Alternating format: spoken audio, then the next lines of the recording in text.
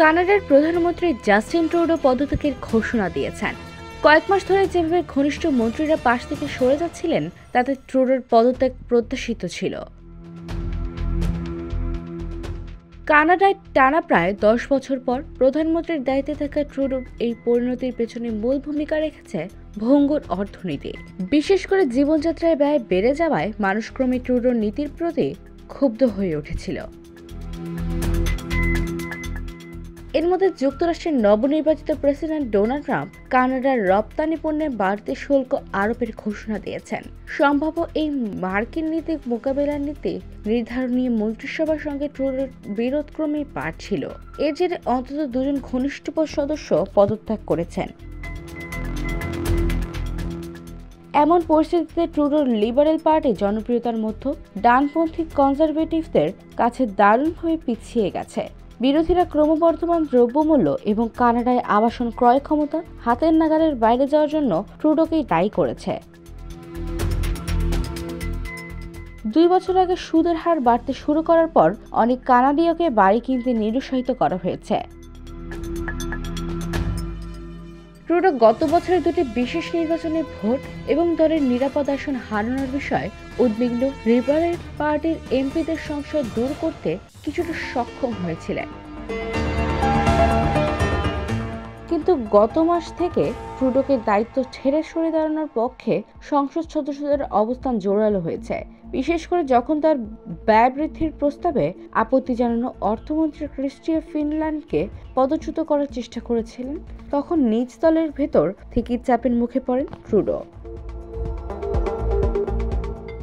অর্থমন্ত্রী পরে পদত্যাগ করেন।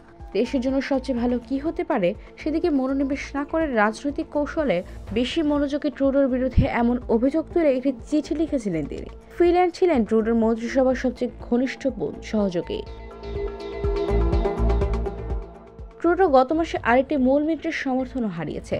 ওই ঘটনা পার্লামেন্টে লিবারেল সরকারের পদঘণ্টা বাজিয়ে দেয় এবং এটি আগামী নির্বাচনের পরিস্থিতি তৈরি করে দেয়। নিউ ডেমোক্রেটিক পার্টির নেতা জগমিত সিং, যিনি ট্রুডোকে পার্লামেন্টের সরকার গঠনের সহায়তা করেছেন, তিনি ঘোষণা দিয়েছিলেন শীতকালীন অবকাশ থেকে সংসদে ফিরে আসার পরে অনাস্থার একটি আনুষ্ঠানিক প্রস্তাব পেশ করবেন। ট্রুডোর জনপ্রিয়তা কয়েক বছর আগে থেকেই কমতে শুরু করেছে। মূলত পণ্য ও সেবার উচ্চমূল্য এবং আবাসন সংকটের জন্য জনগণের ক্ষোভ বাড়ছিল। তিনি অনেক চেষ্টা করেও পরিস্থিতি নিজের অনুকূলে আনতে পারেননি। তবে কানাডাই একমাত্র দেশ নয় যা সমস্যাগুলোর সঙ্গে লড়াই করছে। সারা বিশ্বের কোথাও কোথাও কারণগুলো সরকারের পক্ষে অবদান রেখেছে। যেমন যুক্তরাষ্ট্রের জীবনযাপনের উচ্চ খরচের জন্য সাধারণ মানুষের অসন্তোষ ডোনাল্ড ট্রাম্পকে 4 বছর পর দ্বিতীয় মেয়াদে প্রেসিডেন্ট হিসেবে জয়ী হতে সাহায্য করেছে। মূল্যস্ফীতি থেকে মানুষের মধ্যে ক্ষমতাসীন বিরোধী মনোভাব গত বছর ব্রিটেন এবং বতসোয়ানা, পর্তুগাল এবং পানামাতে নতুন সরকার গঠনের ভূমিকা রেখেছে। 2024 সালের বিশ্বের জনগণের প্রায় অর্ধেক দেশেই নির্বাচন অনুষ্ঠিত হয়েছে। সবখানে জীবনযাত্রার ক্রমবর্ধমান ব্যয়, অতি ডানপন্থী দলগুলোর জন্য ক্রমবর্ধমান সমর্থন, জলবায়ু পরিবর্তন এবং জাতীয় ঋণ বৃদ্ধির মতো বিষয়গুলো নির্বাচনের ফলাফল নির্ধারণ করেছে। IVTV, USA, new York.